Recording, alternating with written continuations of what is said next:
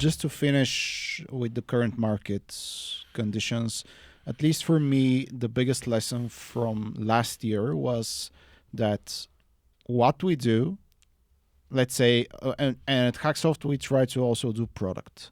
We are training everyone, or like at least our team leads, and we try to help our clients on the product and business side of things, meaning let's build the things that will drive and generate revenue for you rather than simply building things for the sake of building things. And what I realized last year is that even though we do a perfect job on the engineering side and a perfect job on the helping them with the product and to drive revenue side, since we are not in control of the actual business and the actual revenue generation, the moment that the recession or the recession hits, or we are on a downturn, economic downturn, we, from an investment that our clients are really happy to do, overnight become cost. Yeah. And they need to cut that cost.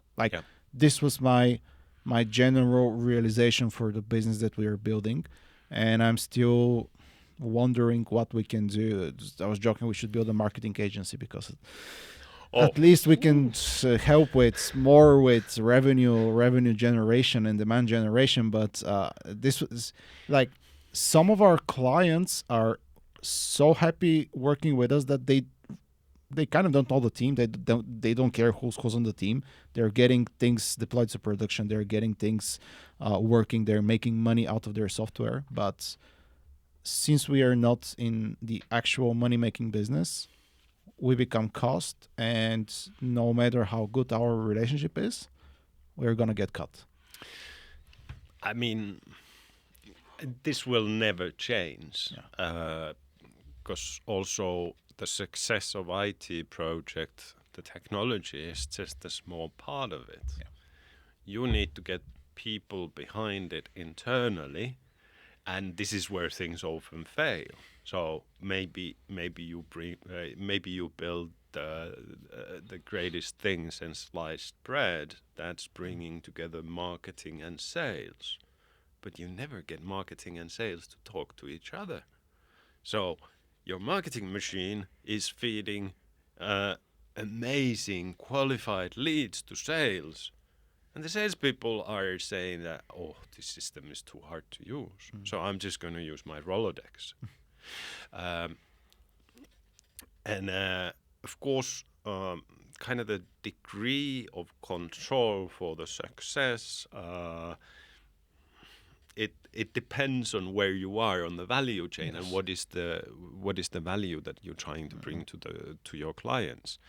That's why a lot of the IT projects, the control of those is actually on the big consulting companies, because they start from the business problem. They build the processes to support the IT solution that's coming later down the line.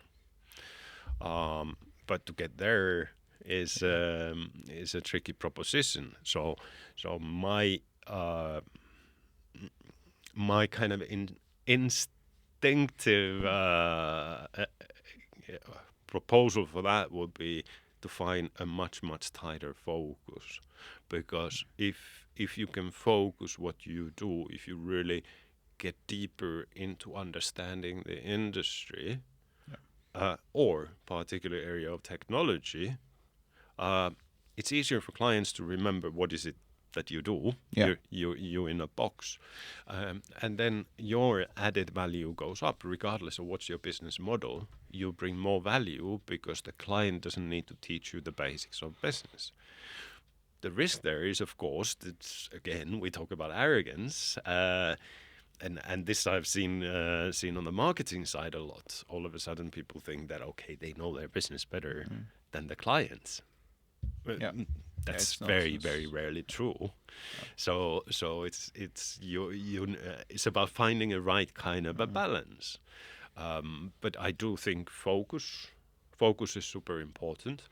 And then, because we see a lot of our partners investing on doing more outbound sales. So people who were doing recruitment 2022 have now been trained up to do outbound sales in 2023. Everybody's shouting. I mean, I have clients that get close to 100 approaches in LinkedIn in a week. Wow. Wow. And people from all over the world. If your title is CTO on a big company or CIO, you get bombarded.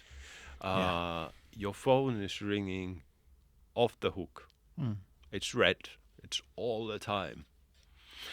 So what do you do in this kind of a market situation?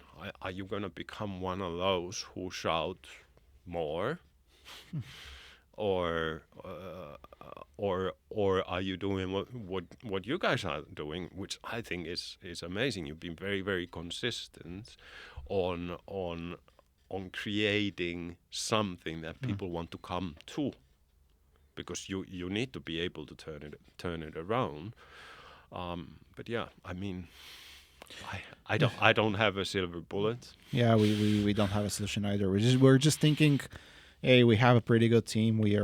Whenever we engage with someone, they're pretty happy with us, and we help them drive their business. But perhaps we need to think about something for those downtimes. Yeah, I think it's also about truly understanding your clients and their reasons for choosing you and liking you, because it's very easy if you don't ask them directly. And this is what we talked about service design the other time. Service design is a lot about research. It's about understanding your target audience and their pains and gains. We might think, okay, they like working with us because we're so brilliant. We have such a good technology understanding, and we're so fast at delivering. While it might be that it is very straightforward to deal with Rado. As I pick up the phone, I don't need to explain things. So if that's actually the competitive advantage, then maybe you should start bringing that up in the value proposition. Of course, that's very hard because everyone says that they are the most customer-oriented and all of that. But can you find a way to twist that to bring it more to be part of your competitive advantage? And that's why things like we just did for our own company. Business model canvas. Yep. Nice. and every year we go through the personas who we talk to, how we bring value to them, and then we conduct interviews. We're very blessed to have networks. So we have people who can say, okay, talk to Timo, do the interview, and we do an interview. It's not a sales call; it's an interview to understand the pain points. So even though we've been in the industry a long time, you still don't understand. You assume, you assume. And the less you validate, the more arrogant you get. Yeah. I think something or illusioned or delusioned. Yeah. Well, that's something that we definitely need to work on, because this particular realization was like important one that you are a cost when the times are bad, and we'll definitely keep on looking at this, because we want to continue growing and at least maintain what we're doing, because everyone here is kind of, I think people working at Hacksoft are kind of happy to work at Hacksoft because they enjoy the process, they enjoy the freedom, they like their colleagues, but